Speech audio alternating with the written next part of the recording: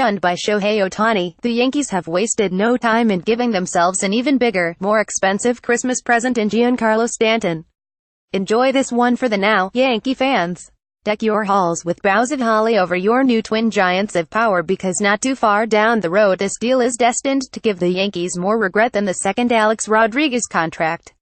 It was rather stunning how Stanton felt at the Yankees, especially since they were probably the last team in baseball Derek Jeter wanted to do business with in his first major trade as the new Marlins co-owner. But Jeter, who's made one public relations blunder after another in the few short months since he and his gazillionaire partner Bruce Sherman bought the team from Jeffrey Loria, made the mistake of announcing to the world his intentions of trading Stanton, his marquee player and 59-homer NL MVP, without first talking to Stanton, who had a no-trade clause in the record $325 million contract he signed in 2014. To put a no-trade clause in what was already a no-trade contract was ludicrous. But what did Loria care? He knew he wasn't going to be around to pay the piper on this contract. This was just a further extension of the fleecing he did on Jeter and Sherman. Jeter's arrogance in not at least gauging his star players' feelings about being traded and what teams he might agree to being traded to, resulted in a whole lot of wasted talks between the Marlins and the Giants and Cardinals, both of which offered decent packages for Stanton that were for naught when he turned both trades down. There were only a very limited number of teams to begin with that could take on the remaining 10 years $295 million left on Stanton's contract. At least Stanton said he'd be willing to go to either of the two richest teams, the Dodgers and Yankees, but when even the Dodgers, with the highest payroll $244 million in baseball last year and 5 straight years of paying luxury tax, said a trade would be too rich for them, Jeter was left with only his old pal Brian Cashman to deal with.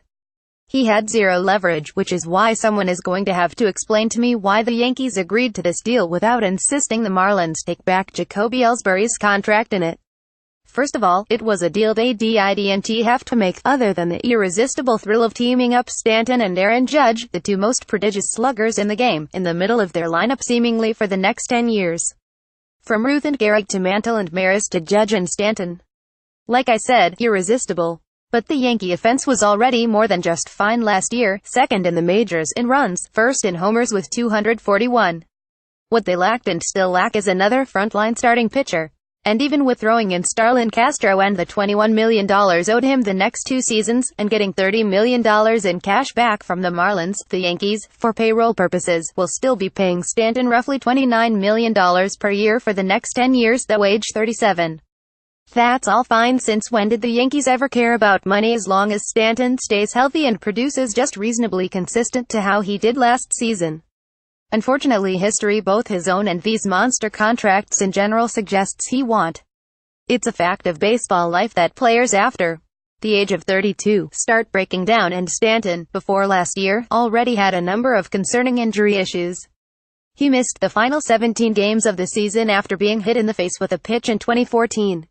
He missed 88 games in 2015 with a broken hamate bone from swinging too hard on a pitch, 44 games in 2013 with a hamstring strain and shoulder soreness, 36 games in 2012 loose knee bodies and abdominal strain, and another 11 games in 2011 with a quad strain. All these while he was in his early to mid-20s. What's going to be the case when he hits his 30s? At least, even keeping Ellsbury's onerous $21 million salary, the Yankees could make this Stanton trade and stay under the $197 million luxury tax threshold, which is all Hal Steinbrenner cared about in approving the deal. There is still enough wiggle room money to resign CC Sabathia and add a bullpen piece, but as far as the Yankees' number 1 target, Alex Cobb, that's very problematic now. With Jeter over the barrel, this was their one best chance of finally ridding themselves of Ellsbury's contract, or if nothing else, make the Marlins take Chase Headley's $13 million for 18 as well to have plenty of remaining money to go after Cobb. Instead, they let the Stanton stars get in their rise. No doubt there were high fives aplenty in the Yankee front office Saturday, with visions of Stanton Judge sugar plums dancing in their heads. I'm sure no one was thinking about 4 years from now, when Judge and Gary Sanchez are coming up on free agency and Stanton will be closing in on 32, with 6 more years at $29 million per to go. At least by then, Ellsbury will be off the books. Nor could Yankee fans care less about 4 years from now. For them, it's already a Merry Christmas with giddy visions for a Happy New Year. No longer are the Yankees those lovable overachieving kids. Overnight they've been transformed back to beasts of the East. For everyone in Yankee land's sake, especially Aaron Boone, they better win next year. Because the euphoria over this trade is almost guaranteed to have a short shelf life.